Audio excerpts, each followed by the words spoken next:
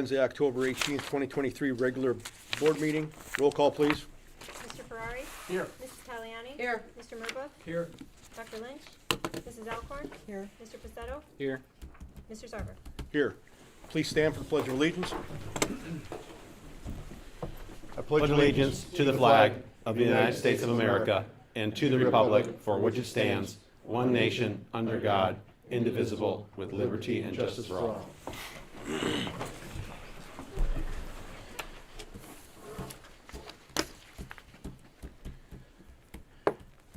Okay, good evening, everyone. Welcome. Sorry you have to be in here tonight. It's nice weather, but tomorrow's gonna be nice too. So, first off, I need a motion to approve the regular meeting minutes for September 30th, 2023, and the special meeting minutes for October 2nd, 2023. So moved. Second. Mr. Ferrari? Yes. Mr. Pacetto? Yes. Mrs. Taliani? Yes. Mr. Murbaugh? Yes. Mrs. Alcorn? Yes. Mr. Sarver? Here. Tonight for recognitions, we have Mr. Bobby Rahahi, the Director of Food and Nutrition Services here at LP. Since his hire in January, has transformed the student and staff menus, re-energized his employees.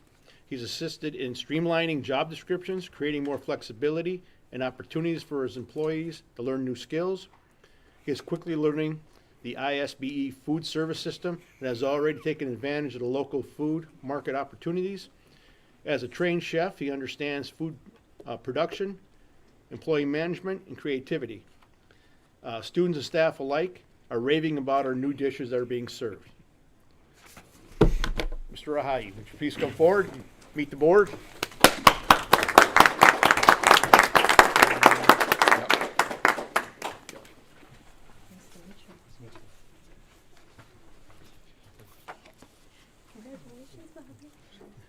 Congratulations.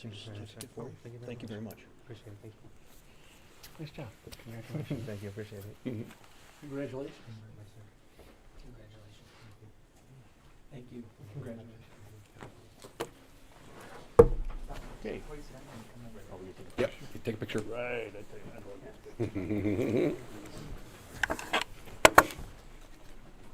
Next time, have them bring samples. Oh, I should, yeah. Well, hey, Gary, for our board retreat, he and his team are making breakfast for us. Where are their board? Yeah. Yeah. That sounds great. Yeah. Wow. I mean, that's, students are raving about the food in the lunchroom. I mean, Yes, they are. 40 years ago, that wasn't happening. I don't know. We had that electrifying gravy and chicken on biscuit. Oh, chicken on biscuit, yeah. We're looking to all light up. I remember that stuff. It's pretty good stuff, man. Yeah, you'd run to the cafeteria for that on those days. Tonight for our division spotlight, we have Mr. Cam McNeon for the PE Health and Driver Ed Department, and you've done such a great job last year. You're coming back this year. All right. I think that was the plan. All right, so I'll just give a couple updates about what we've been doing in PE, health, and driver's ed. First is going to be enhanced PE, so that is going to be the PE class for sophomores through seniors. That's kind of more your traditional PE class. We're going to be playing a wide variety of team games, individual games, and competitive games. Along with that, each class also has one cardio day per week, where you use, it just depends on your teacher what day you are, where we go down on the first floor and use the cardio room. Those classes just finished up kind of our outdoor units, disc golf, tennis, and softball. And we're just wrapping those up this week. And next week we're going to start our indoor units, which is kind of a variety of net games. One of them is ping pong. We actually just got 7 new ping pong tables delivered today. So hopefully those will be up and running soon, and will be good for us next week. This is the first year. So in the past, students used to have choice in PE. We just call it choice, where I may have had a student in my attendance, but students got to choose activities based on what unit it was, and they may go with Mr. Rebholz or Miss Gibson or one of the other PE teachers in the class. However, we just kind of transitioned back just to kind of a regular old school where you stay with your attendance teacher, and it's been working really, really well. It's kind of streamlined communication and organization, you know, so passes aren't getting sent to the wrong places. So as a department, we've been really, really appreciative of that. Learning readiness PEs for freshmen, just freshmen only, with Mrs. Chrisman.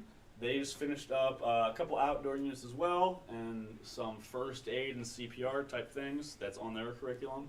And then they're starting swimming next week, so the pool will be open and ready to go. For APT, Advanced Physical Training, that is going to be our strength and conditioning class for athletes. In the past, it's been sophomores through seniors, but just due to some scheduling quirks this year, it's just juniors and seniors. We're working on getting sophomores back in, but that is with myself and Mr. Keating. That's going well. This is our second year of using Google Sheets to display the programs. And again, it simplifies things. The students just bring their Chromebooks to class. We give them all the information they need. Our sheets have videos linked. If they don't know how to do an exercise, they can just click on it and it'll pull up a YouTube video about how to perform the exercise. They don't have to worry about scribbling on their paper. They just type in what weights they do, how many reps they perform, all that stuff, and then we can check them at the end of the week. It's a little bit easier to track progress and monitor that data. For health, they just finished up their nutrition unit. They had a big fast food project, and they're about to start their fitness unit. And the big project at the end of that is they will kind of design and implement their own fitness program. In terms of driver's ed, 95 students this semester, and right now 100% of the students have their permits, which is a good sign. And from health, PE, and driver's ed, that's about all the big issues. Good. Any questions? All right, nice job. Thank you, guys. Don't feel free to stay. No, we'll say that. Tonight, we do not have any public comment. All right, on the finance. I need a motion to approve the bills and payroll for Salle-Peru Township High School. So moved. Second. Mr. Murbaugh? Yes. Mrs. Alcorn? Yes. Mr. Ferrari? Yes. Mrs. Taliani? Yes. Mr. Pacetto? Yes. Mr. Sarver? Yes. I need a motion to approve the bills and payroll for the LP Area Career Center. So moved. Second. Mrs. Taliani? Yes. Mr. Ferrari? Yes. Mr. Murbaugh? Yes. Mrs. Alcorn? Yes. Mr. Pacetto? Yes. Mr. Sarver? Yes. I need a motion to approve the payroll report. So moved. Second. Mr. Murbaugh? Yes. Mrs. Taliani? Yes. Mr. Ferrari? Yes. Mrs. Alcorn? Yes. Mr. Pacetto? Yes. Mr. Sarver? Yes. I need a motion to approve the financial records as, So moved. Second. Mr. Murbaugh? Yes. Mrs. Alcorn? Yes. Mr. Ferrari? Yes. Mrs. Taliani? Yes. Mr. Pacetto? Yes. Mr. Sarver? yes. Tonight, we're very pleased to have Mr. Bill Newkirk here, CPA from Newkirk and Associates, to go over our audit report. Yeah, Welcome. thank you. So we've done the audit for 2 years here now. It's a pleasure working with you guys, and I just want to hit a couple high points. This is a really big report that I'm not going to go through in a lot of detail, but I do want to explain a couple things that you're looking at. So if we start towards the beginning of the report on page 1, we actually issued 3 separate audit opinions, and I always like to explain what you're looking at, what we're doing, and what we're giving opinions on, both to the district and then the state of Illinois or creditors or anybody that you're going to give the audit to. So the first one on pages 1, 2, and 3, this is an opinion on the financial statements themselves. This is what you think of when you think of an audit. We come in, we look at all the books and records, and what you're really looking for, this second heading that says unmodified opinion on regulatory basis, that unmodified is like a clean, good audit opinion. That's what you're looking for. We went through, everything looks good there. The second opinion that we give starts on page 4, and this is an opinion on governmental auditing standards. So ISB requires that every district in the state of Illinois have an audit in compliance with government auditing standards, and what that requires us to do is look at certain compliance requirements with grants and portions of the Illinois school code related to your financial activity, and if we find something, we have to report a finding. We have no compliance findings or any issues there, so that's a good thing. And then the last thing is, starting on page 6, you're subject to an audit under the Single Audit Act. And the Single Audit Act is a piece of federal legislation that any entity that expends over $750,000 of federal awards, mostly grants, is required to have a single audit, and that is an audit over specific major federal programs. The big one the last couple of years has been the ESSER grants. That was COVID response money. So that's what our focus has mostly been on. Again, this audit is an unmodified good opinion that says, based on everything that we went through, you are in compliance with all the grant requirements that we looked at. So those are all good things. The financial statements themselves are, voluminous, and I don't like to spend a ton of time, but I will briefly look at page 11 as a landscape page. This is a really high-level income statement. The big number, the third line up from the bottom, is essentially a net income or loss by fund. So if you go across, like, for the most part, surpluses, I do think that it's important to understand that the bottom number includes a significant amount of bonds issued during the year that essentially, on a cash basis, you recognize that as income when you issue bonds and an expenditure to repay them. So it might kind of artificially, in regards to true operations, right in the middle of the page, excess revenues received over expenditures dispersed. That's probably a more realistic net income. That's before we factor in the bonds. And the number off to the right there, your total, might seem kind of alarming, but right in the middle of that, capital projects has a negative $5 million. That was budgeted and expected. Capital projects, generally you issue bonds or do something for major construction project like what you are, and you spend that down. So again, on a cash basis, we don't really recognize depreciation either. So if you build a $5 million building or addition, that's a $5 million expenditure on your books. So it looks like a big cash outlay. I mean, it is a big cash outlay, but it doesn't really bring into effect, the fact that that's going to be here for 50 plus years, hopefully. We recognize it all when you pay the cash for it. That's how most school districts in the state of Illinois do it. That's that regulatory basis prescribed by ISB. Again, no issue with it, but it's just kind of important to maybe qualify what you're looking at a little bit. The next 15 or 20 pages are a gory detail of like all the revenues and expenditures of the district. There's nothing really to highlight too much there. In fact, I'm going to flip way towards the back of the report.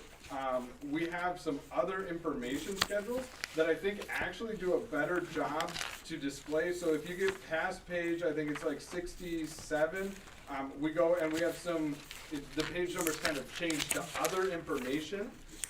And this other information, I feel like honestly is a better high-look view than all that gory detail that I just kind of skipped over. On the first page, we look at the average daily attendance over the last 10 years and calculate the operating expense per pupil and total operating expenses there. Good trend data.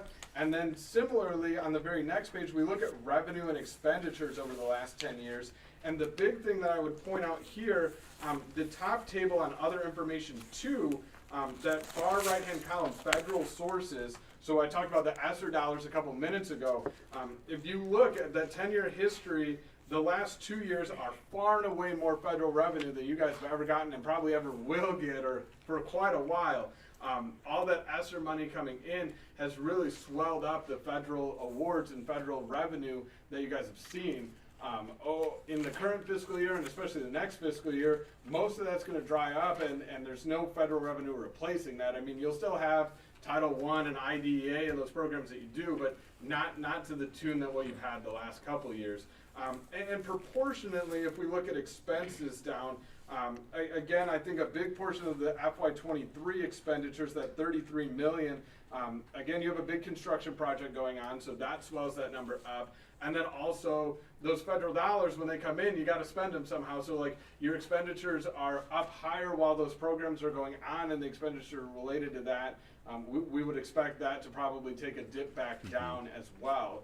But that's why I really like this schedule, that we can look year after year and kind of identify those things or talk about anomalies. But I honestly think that this high level totals and trend over 10 years is probably more meaningful or user friendly to the board than 30 pages of gory detail on the numbers that ISB requires us to do.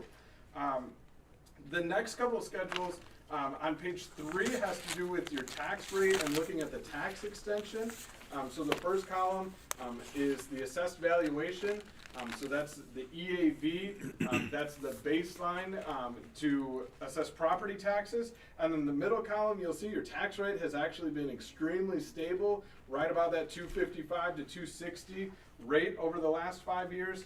And then the last column is taxes extended. So that's essentially like the dollars that actually will come into the district off of each of those levies. So again, good trend data there. And then the last one on other information 4 looks at fund balance. So these are the fund balances as of June 30th each year for the last 5 years. Again, you'll see fund balance looks really, really high this year, but I would qualify if we look in that working cash column has 6.9 million. That's because bonds were issued. So again, you know, you've got to qualify everything you look at, but the main reason that fund balance has really swelled this particular fiscal year is mostly related to a bond issuance. But the additional federal revenue and other things like that have really helped fund balances at all districts in the area. So I think those are the high points. I'm happy to answer any questions that anybody may have. The rest of the report behind this is all stuff related to the single audit that I talked about, that we have to do reporting on that federal stuff. The other thing, stapled in the very back of the packet, we have required communication with the board. So auditing standards require that I put certain topics in writing to you. So page 1 kind of explains the purpose of this packet, and then on page 2 we kind of dive in to these topics. Right in the middle of page 2 you'll see a heading that says difficulties encountered in performing the audit. We're really pleased that there were no difficulties, but I have to put that in writing to you. It gives me a really professional outlet that if we did run into a difficulty, we can have that conversation. The very next paragraph, we talk about corrected and uncorrected misstatements, and I'm going to spend just a couple minutes talking about that. Basically, if we make any adjusting journal entries to your books and records that we identify anything to change during the audit, we're required to disclose that to the board. So on page 4, we have 1 page of entries. There were 6 journal entries. None of these were alarming. I think they're fairly consistent with what we've had before. You know, if you look, a lot of the dollar figures aren't that big. A lot of them are reclassifying things from one line item to the other just to get it on the right line item for ISB reporting. In fact, the only 2 entries that I think we really changed bottom line fund balance between funds, entry number 3, we move a portion of personal property replacement tax from fund 10 to 50. So you're legally required to allocate a certain portion of the replacement tax to fund 50. So we did that to comply with that. And then the other one is entry number 5. The district received a state maintenance grant, $50,000 from the state of Illinois, and that was put in fund 20, which is operations and maintenance. That's like your operating O&M fund. But the project that money related to was being expended out of fund 90. So all we did was move it from fund 20 to fund 90 so that the revenue related to the grant is in the same fund as the expenditure related to the grant. Those were the only 2 entries that really changed bottom line. Everything else was just moving line items within the same fund. Are there any questions or concerns on anything that we did as part of the audit? I don't have any questions.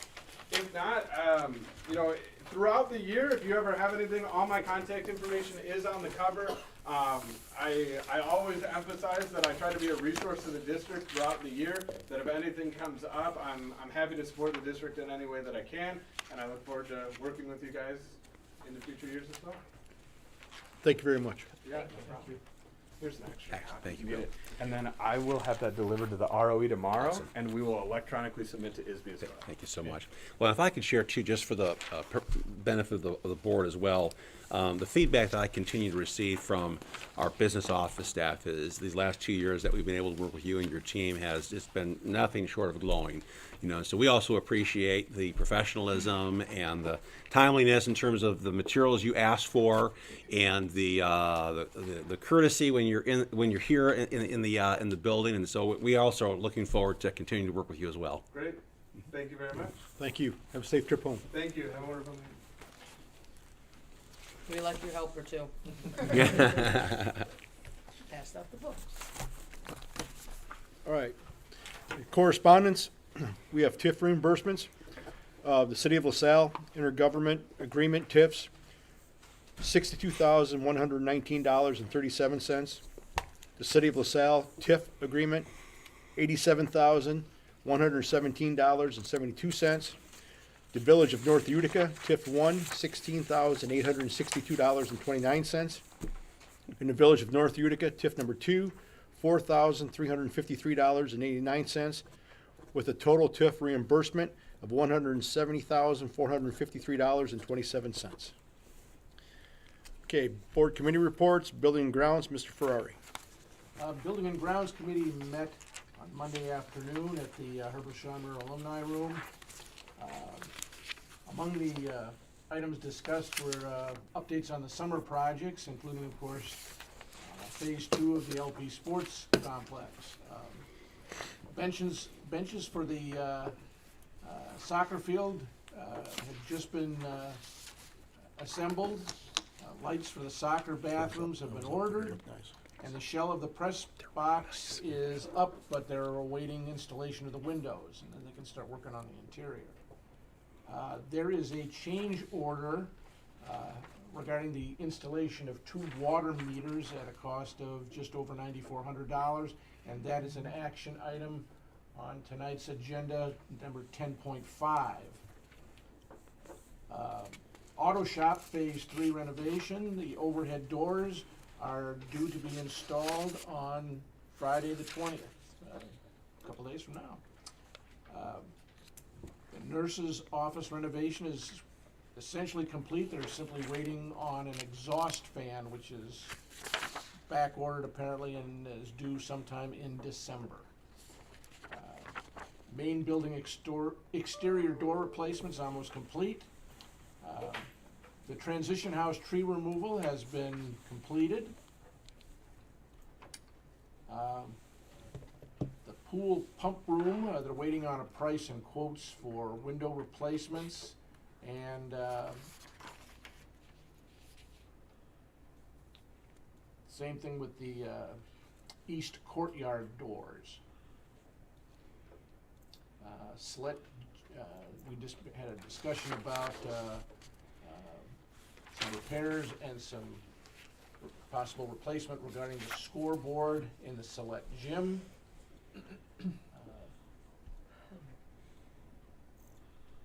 There was some water leak in the Select Gym balconies, and that's been apparently taken care of with some additional flashing being added and some patching.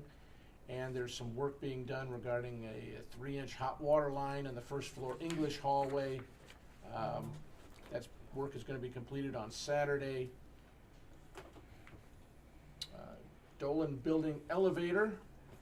We have bids to be reviewed and voted on by the board tonight. That's action item number 10.4. And there's also going to be a request necessary to ISB for additional health life safety funding for the cost of replacing that elevator, and that's action item 10.3 tonight. There was some initial discussions regarding extension nets to protect the spectator bleachers at the track complex from possible errant throws from the discus competitors, and that was about it. Does anyone have any questions? Thank you. Finance Committee, Mr. Murbaugh. We also met on Monday. We reviewed the financials and talked about those a little bit. We did discuss the tentative levy, and it was brought to our attention that at the present time, it looks like possibly a 9.1% increase to the tentative levy. We also discussed the LP Sports Complex Phase 2 update and the change order, and also recommend that for approval as an action item tonight. And then we also discussed the Dolan Building elevator and the update on that, and also recommend approval of that action item that's on the agenda for this evening. We also first time discussed a possible ACC rental increase. That's just being discussed at this point, and more for that to come later, I would assume. And then the final thing that we talked over was this is year 3 of our 3-year contract with Johannes Bus Service.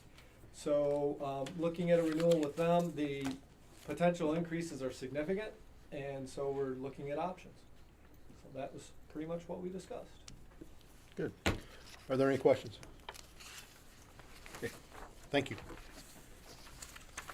On administrative reports, superintendent's report, Dr. Obleski. Thank you, Mr. Sarver. I want to begin by recognizing our building level administrators. This is Principal Appreciation Week. And so Mr. Baker put out a nice recognition on all of our social media outlets, and we're going to be having a special ceremony, but we're going to have bagels and cream cheese for the entire staff on Friday in recognition of our building leadership team. So I want to just publicly say thank you to each of you. I think we've got a great team, and it's a joy to work with everyone, and I appreciate the seriousness and the professionalism as well as the fun that we strive to have every day. A couple other announcements. One reminder, on Saturday, October 28th, the board will be meeting here on campus from about 9 a.m. to noon in the Herbolsheimer Alumni Room. This will be for our self-evaluation meeting. That will be facilitated by our IASB representative, Dr. Arlana Bedard. He just walked out, so I missed it by just a couple of minutes here. What I'm really excited about is, thanks to Mrs. Riva, Mr. Riahi and members of his staff will be making breakfast for the board that morning. So they are very excited to come in and be able to serve for the Board of Education. So we'll be having a nice breakfast before our meeting begins. I also want to give kudos to Mr. Tominello and his team. We had our health, life, safety visit on September 12th.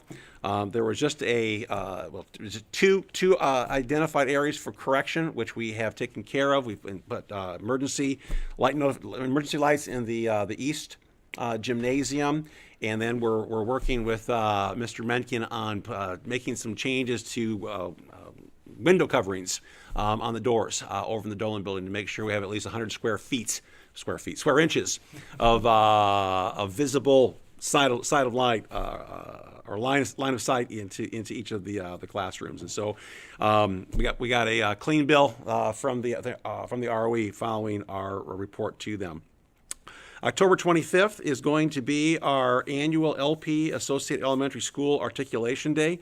I want to give kudos to Mr. Chris Gibson. He's been working with Dr. Terry Rossman, principal of Dimmick Grade School. This is their second year. They've kind of become the dynamic duo in our articulation planning, and so we're looking forward to having some good discussions on curriculum articulation. We're looking at some focus on literacy at the lower grade levels, and we're beginning at the grades 10 through 12 to begin the process of updating our own curriculum and development renewal process here at LP High School. So kudos to Mr. Gibson on that. We had our first meeting, preliminary design meeting regarding the Fieldhouse project. That was with Mr. Kometz, Mr. Hanson, myself, and Mrs. Cushing. And we have 2 follow-up meetings coming up in November that we're going to be meeting with the head coaches, and then we're going to be meeting with members of the PE departments to get their input on that. So we're excited to begin continuing those conversations. And following those meetings in December, we'll have a preliminary update report to the Board of Education through our Buildings and Grounds Committee. We received one FOIA request this last month. We had a request from a Michael Rost representing kind of a public records entity asking for copies of our property casualty insurance renewal as well as our health insurance renewal rates. And so we've submitted that and complied within the statutory timeline for that. The last thing that I'm very excited to share, and Mrs. Alcorn and I are going to partner on this. We recently returned from the Dominican Republic on our global service project. It was a transformational experience. It was hard to describe. And so we put together just a brief presentation we'd like to share with the board to give a highlight of our experience. And then I just want to share briefly what some of the thoughts are as far as some next steps, on what this could also begin to look like here at LP High School. You have a copy of the presentation at your station, and I know Mr. Baker is going to be streaming this for us for folks that are at home. So, Mrs. Alcorn, we'll come around to the front here.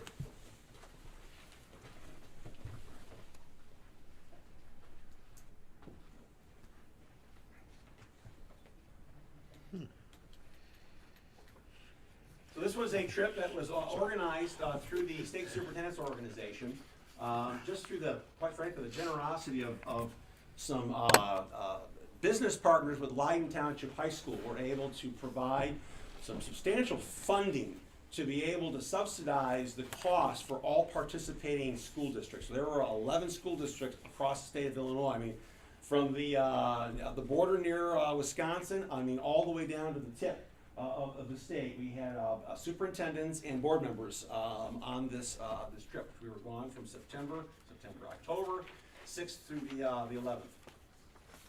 11th. Just as a point of perspective, where is the Dominican Republic? It is on the island of Hispaniola. About 2/3 of the island is, I'm not sure why my pointer's not working.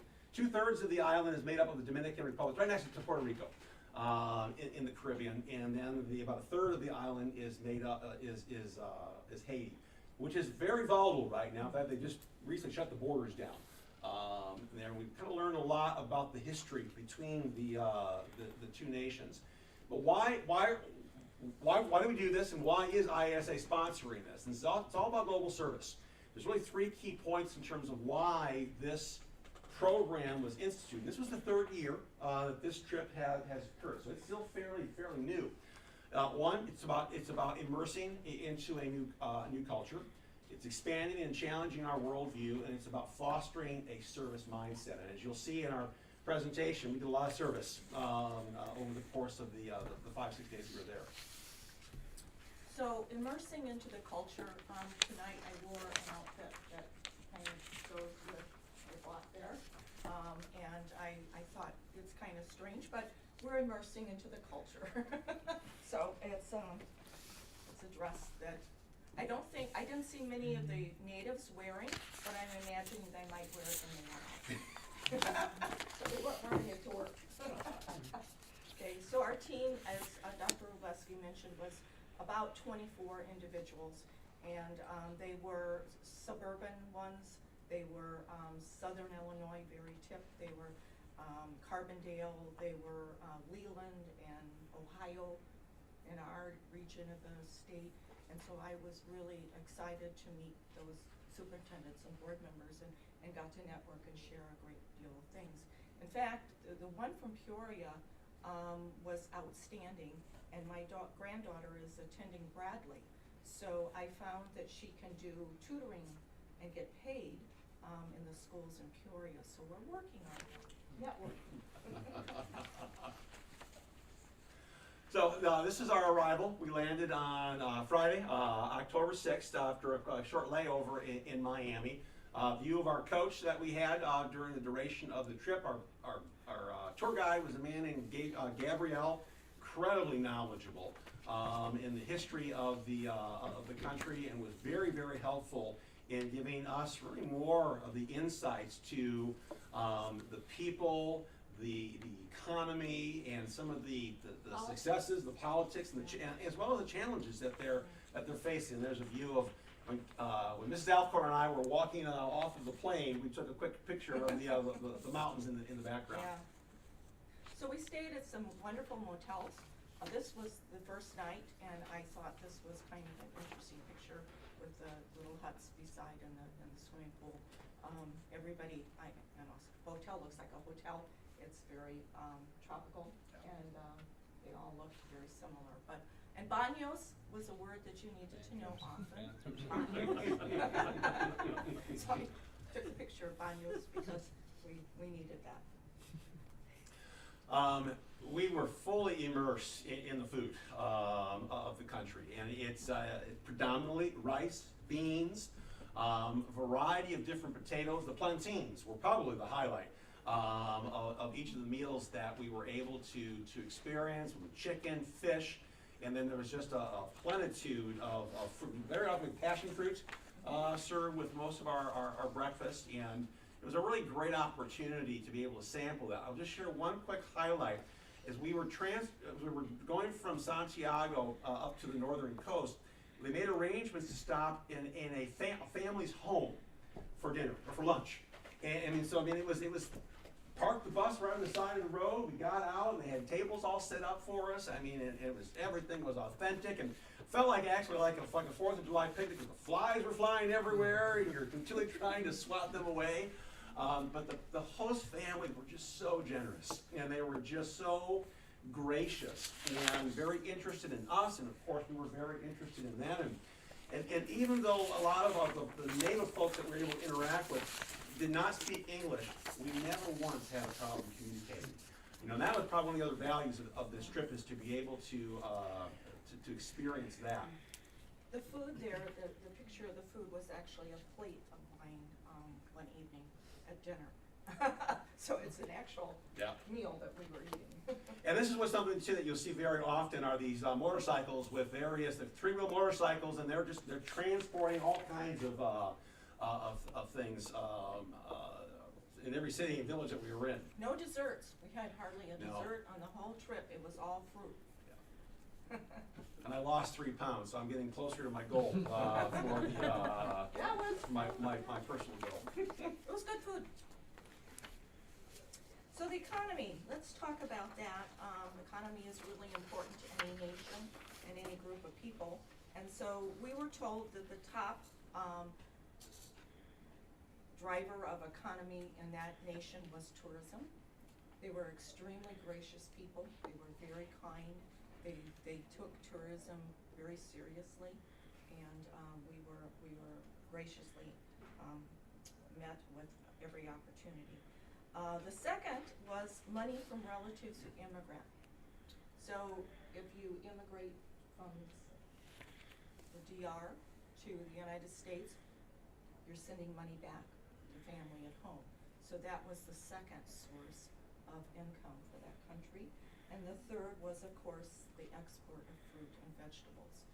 They grow their own, and they do things like bananas were huge, avocados, watermelon. I don't think they probably exported that. The plantain, those kind of things. The cinnamon, allspice, those things that they grow and that are native to their island, they would export that.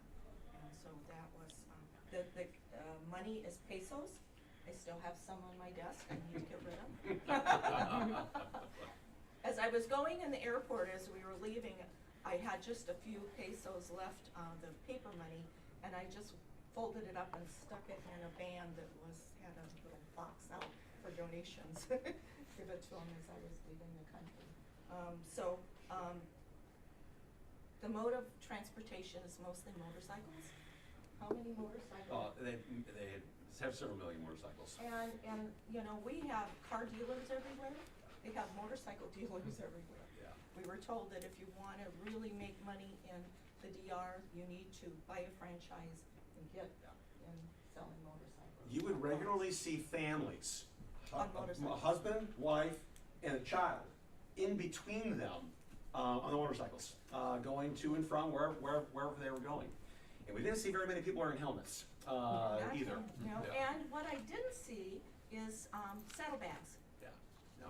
I thought, you know, this is their primary mode of transportation, and yet they did not have ways to carry things. Found that very interesting. So our first stop, our first place of visiting was a place called the Environmental Institute. And this was a really, really cool place. So if you've been to the DR, it's lush, it's green. And there's a reason for that. I mean, that they work very hard as governments to continue to reforest trees that are cut down. Unlike in Haiti, where about 95+% has been denuded of trees and not replaced, which is really has a detrimental impact on the environment. So you have some snapshots here of us at this Environmental Institute. It's kind of like a 2-year, almost like a community college, like would be kind of a comparison. And they had students from the DR as well as Haiti that they were teaching the principles of horticulture, and soil nutrition, waste management, water conservation. And we've got some snapshots here of just some of the places that we visited while we were there. And there was 2 campuses that we had a chance to work with. So I mentioned before that allspice and cinnamon and all those spices are native to this region. And so in the first picture you see on the left side is a picture of a cinnamon tree, and below it is some allspice. So it's all leaves off these trees, and then they take them and process them. And the fruit and vegetables and the lush landscape. It was October and no trees were turning color. Yes, they were. They said this was sort of like their summer. This Yeah. was the hottest time of the year. Yeah. Just a couple other snapshots while we were there. So they put us to work. So they produce about 700,000 pine trees annually that they will put out and plant throughout the country. So they put us to work on the prep work on what they do to be able to get all of the little seedlings planted. They produce their own soil. They've got these what look like archaic mulching machines and whatnot to mix things together. Like a cement machine. It really did. And so I think, Carol, you were working on planting. I was weeding. You were weeding the seedlings. They put them in tubes. Yeah. On the far right-hand side, and you can see me in the middle there, one of my jobs was they've got just literally tens of thousands of these plastic, like big test tubes. And our job was to kind of knock out any old soil on them, and they have these trays that you put 80 of these tubes in, that then moves to the next phase where they're going to be putting the dirt into it and putting the seeds into it, and they then go out into the kind of an outdoor greenhouse. Well, it's the flats in the Yeah. second picture from the left, just a whole acre full of flats. Yeah. So, I was not in this project there. I left the planting, you saw the lettuce, and I had a camera with me, so I was running around taking pictures of everything. And I found Dr.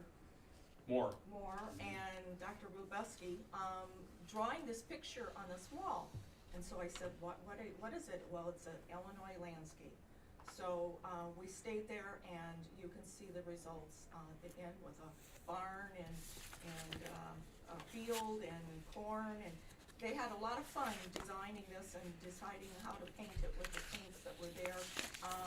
Dr. Rubeski drove, I think you did most of it. I did.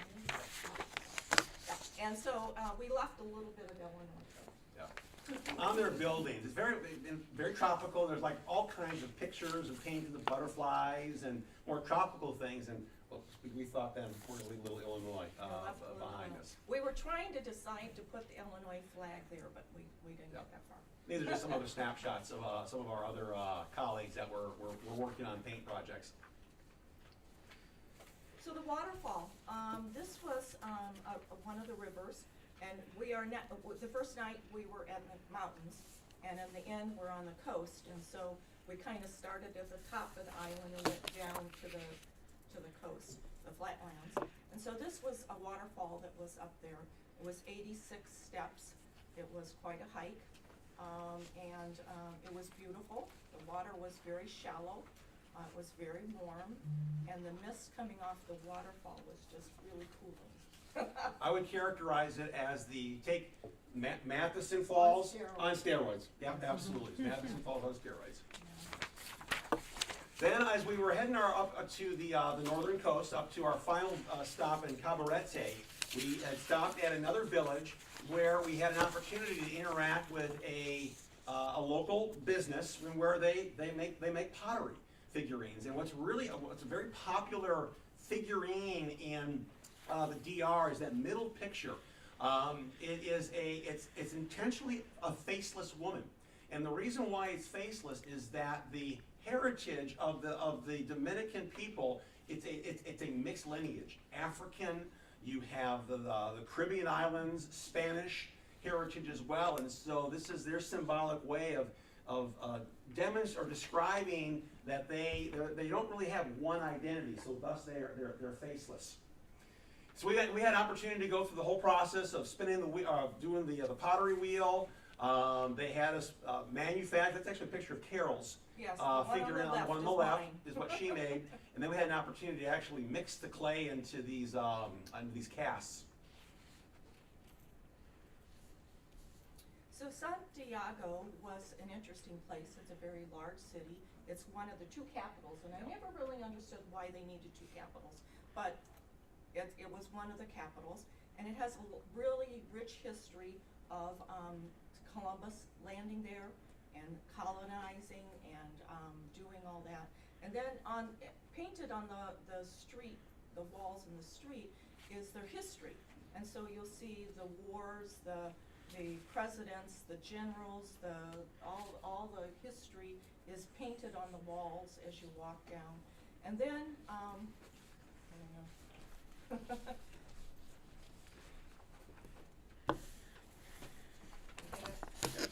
Okay. It was really interesting. It was very hot. It was the middle of the afternoon. The tour guide was extremely good. He explained all this and all the history. Just like we have history, it's really important to them. I was amazed at how much. We have to really go to Washington, D.C. to see a lot of this in the museums, but they have it right on the walls, painted, their history. Average temperatures during the week was between 95 and Yes. 100 degrees with Very warm. 90% humidity. Very warm. And these are just some other snapshots on our cultural walk. The last thing we experienced was a family that is in native dress doing some traditional dances, and one of the things they have is they have a whip. You know, they would snap, and it was sort of part of their customs. Sound like fireworks. It did, and then they gave us all an opportunity to be able to try and do the Indiana Jones whip snap, and so there's a picture of me attempting to do that. You did it. The very last one, yep. So Cabaretti, this school was just amazing. It looks very modern. It looks like it could be some school that you might see in the States. It is 3 stories. There are from 1st grade to 6th grade in the majority of the school, and then and a small wing is 6th, 7th, and 7th and 8th grade, which is called the secondary school. As we walk through this, once again, it's 97 degrees. There is absolutely no air conditioning. There's no running water in this building anywhere. Just has a cooler sitting in a general area that kids can go and fill their water bottles or their with. There's a porta potty in the courtyard. The education was whiteboards and pen and paper. They were doing math and reading, and they had a lot of things on the walls.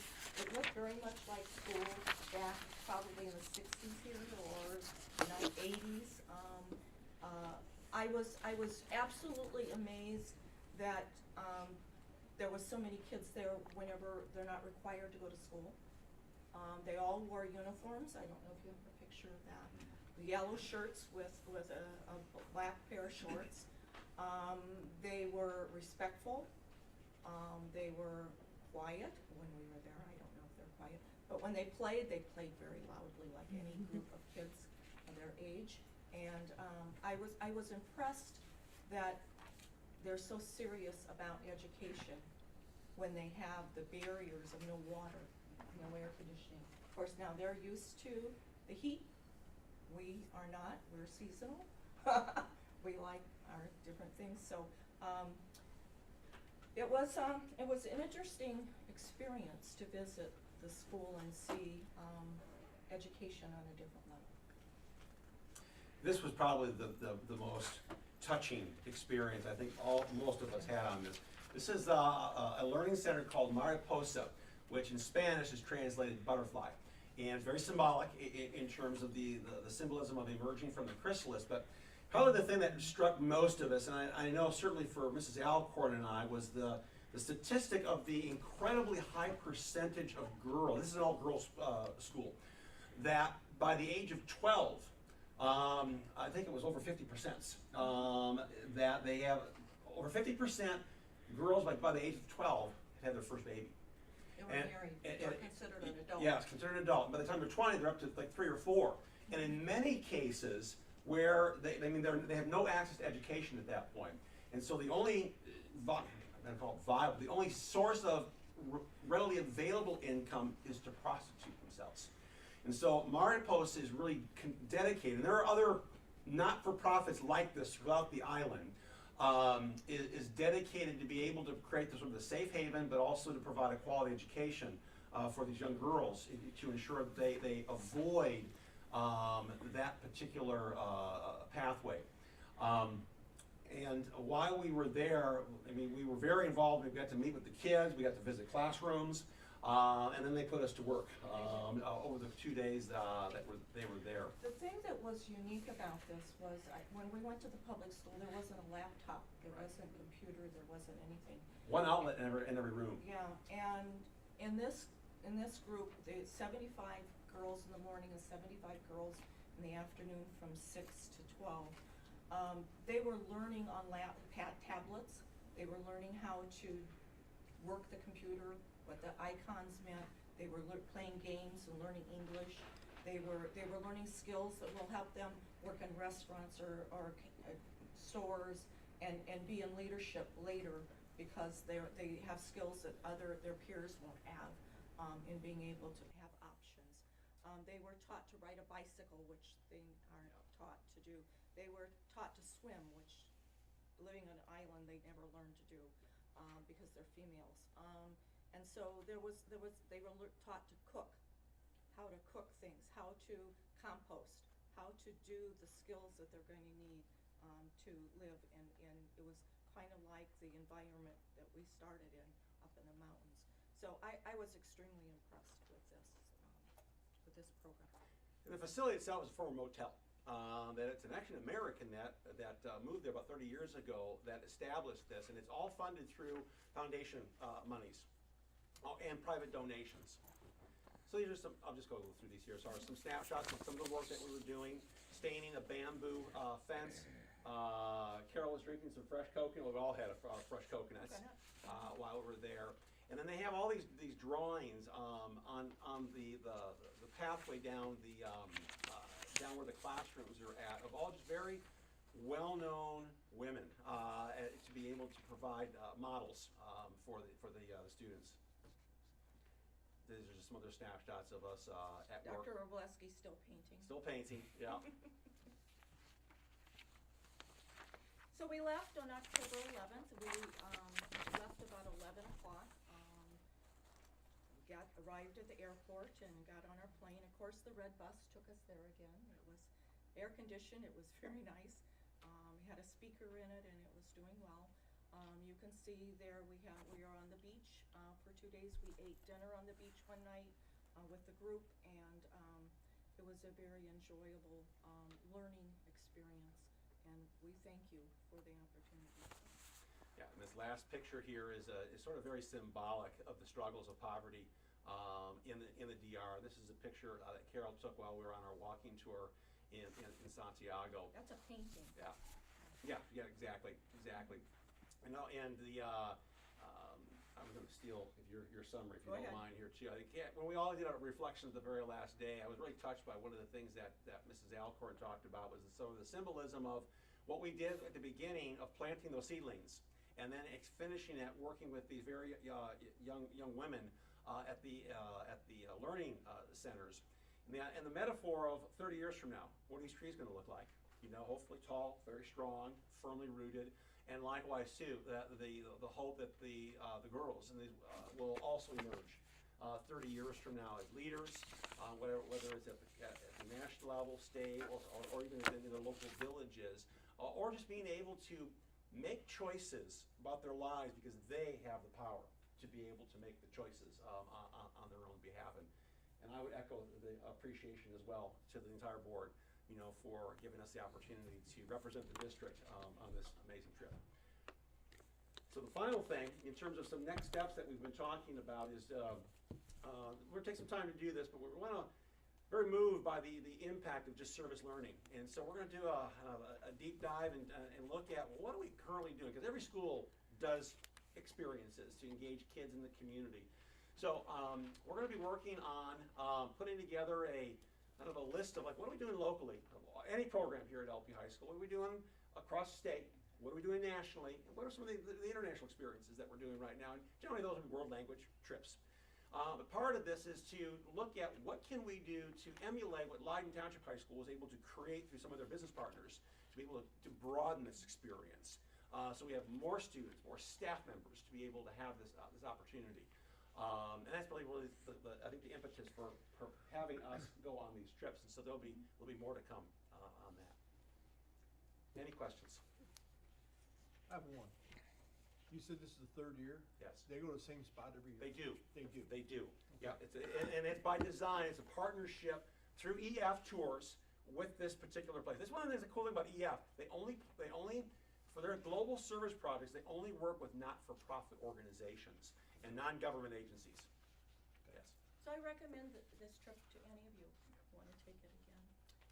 It was extremely enlightening and well done. I'm glad you enjoyed it. Thank Thank you. you. Very informative. Thank you. Nice job. Thanks. Thank you. I was on the camera most of the time. I was not. Taking pictures. All right.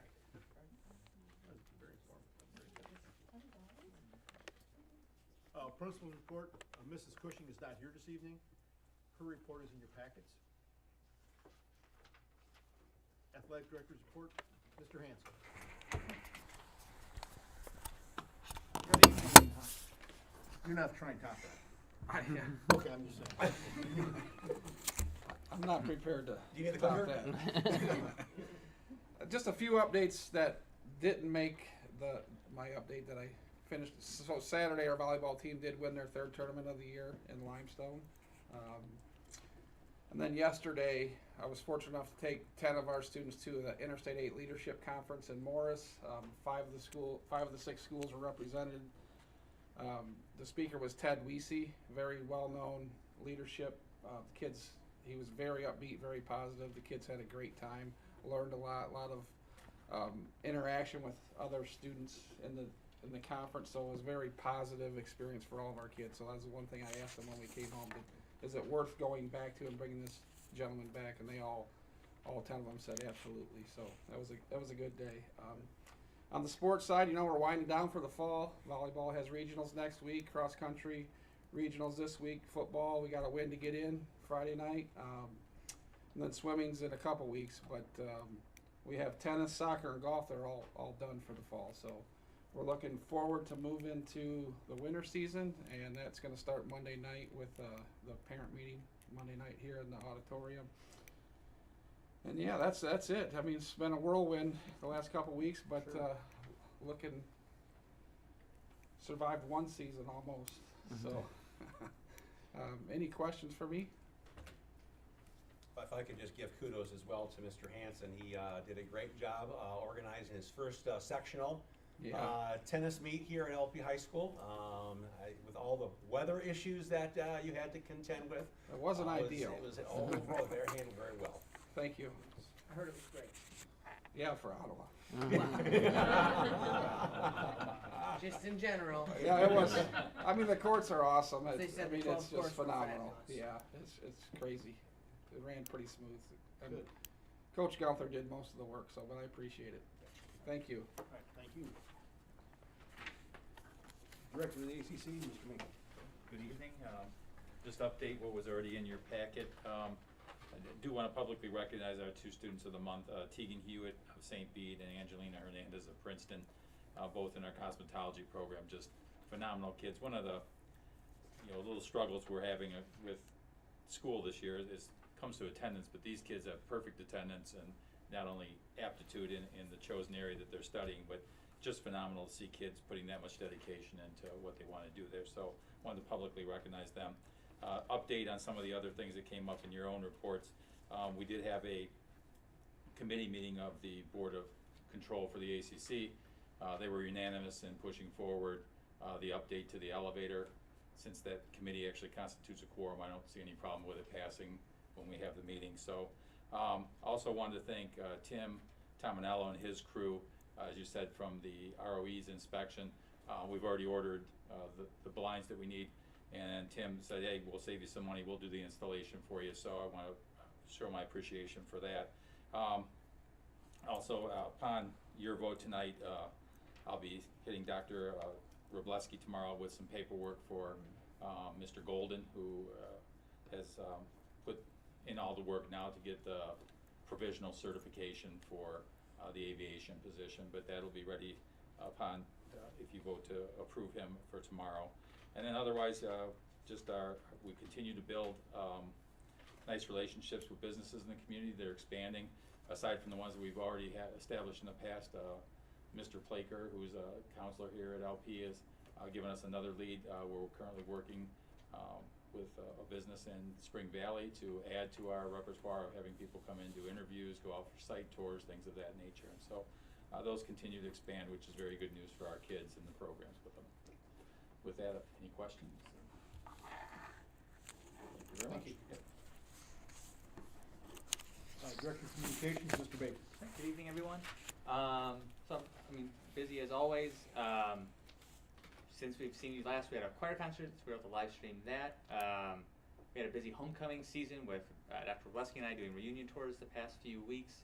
I think people are always excited to get back in the building, see how it's changed and what has and what hasn't.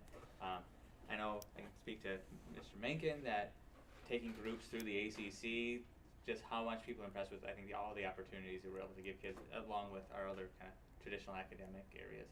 But really the big stuff right now is all tied into the LP Foundation and what they have going on.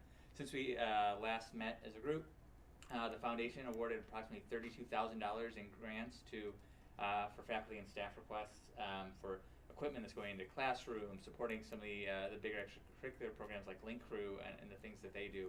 So it's really amazing what they're able to do through all the fundraising they do, whether it's through alumni.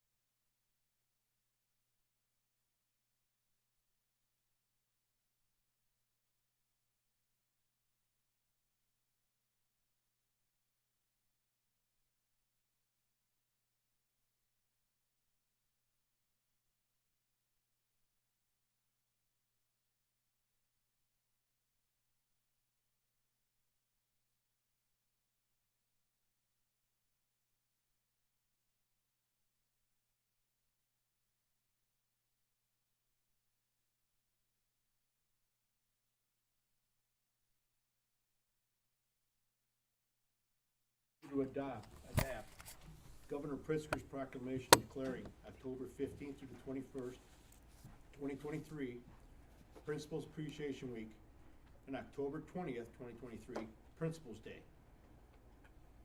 So moved. Second. Mr. Ferrari? Yes. Mr. Murbaugh? Yes. Mrs. Taliani? Yes. Mrs. Alcorn? Yes. Mr. Pacetto? Yes. Mr. Sarver? Yes. I need a motion to approve of resolution 2024-7 to abate $6,250,000 in the working cash fund, Fund 70, to the following funds. A, Operation and Maintenance, Fund 20, $300,000, and B, Capital Projects, Fund 60, $5,950,000. So moved. Second. Mrs. Alcorn? Yes. Mr. Pacetto? Yes. Mr. Ferrari? Yes. Mrs. Taliani? Yes. Mr. Murbaugh? Yes. Mr. Sarver? Yes. I need a motion to approve the Health Life Safety Amendment Number 11. Dolan Building requesting additional funding of $117,422 for the elevator modernization of the Dolan Building project. So moved. Second. Mrs. Taliani? Yes. Mr. Ferrari? Yes. Mr. Murbaugh? Yes. Mrs. Alcorn? Yes. Mr. Pacetto? Yes. Mr. Sarver? Yes. I need a motion to approve to award Visiting Construction Company of Street, Illinois, the contract to elevator modernization in the Dolan Building project for $262,134 contingent upon the ISBE approving the request for additional funding due to the bid exceeding the previously approved funding through Health Life Safety Amendment Number 10. So moved. Mr. Ferrari? Yes. Mrs. Alcorn? Mrs. Taliani? Yes. Mr. Murbaugh? Yes. Mr. Pacetto? Yes. Mr. Sarver? Yes. And a motion for approval of the following change orders for the LP Sports Complex Phase 2 project. Change order number 6, installation of water meters to Visiting Construction for $9,401.65. So moved. Second. Mr. Murbaugh? Yes. Mr. Pacetto? Yes. Mr. Ferrari? Yes. Mrs. Taliani? Yes. Mrs. Alcorn? Mr. Sarver? Yes.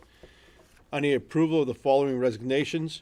Mrs. Abigail Muskelewicz, Special Olympics Assistant Coach, effective September 28th, 2023. And Mr. Hunter Holcraft, Assistant Wrestling Coach, effective October 11th, 2023. So moved. Second. Mrs. Taliani? Yes. Mr. Murbaugh? Yes. Mr. Ferrari? Yes. Mrs. Alcorn? Mr. Pacetto? Yes. Mr. Sarver? Yes. I am motion for approval of the following appointments. Mr. Hunter Holcraft, Volunteer Assistant Wrestling Coach, effective for the 2023-2024 school year. Mr. Rocky McKnight, Assistant Wrestling Coach, effective for the 2023-2024 school year, replacing Hunter Holcraft. And Mr. Austin Golden, Aviation Instructor, effective January 8th, 2024, replacing Mr. Brian Leahy, contingent on attaining ISBE provisional certification. So moved. Second. Mr. Pacetto? Yes. Mr. Murbaugh? Yes. Mr. Ferrari? Yes. Mrs. Taliani? Yes. Mrs. Alcorn? Mr. Sarver? Yes. I need a motion to go into executive closed session for A, discussion of the minutes of the meetings lawfully closed under the Opens Meeting Act, whether for the purpose of approval by the body of the minutes or semi-annual review of the minutes. B, appointment, employment, compensation, discipline, performance, or dismissal of a specific employee. C, student discipline. D, purchase or lease of real property for the use of the public body, including meetings held for the purpose of discussing whether a particular parcel should be acquired. And E, imminent and pending litigation with open session of possible action items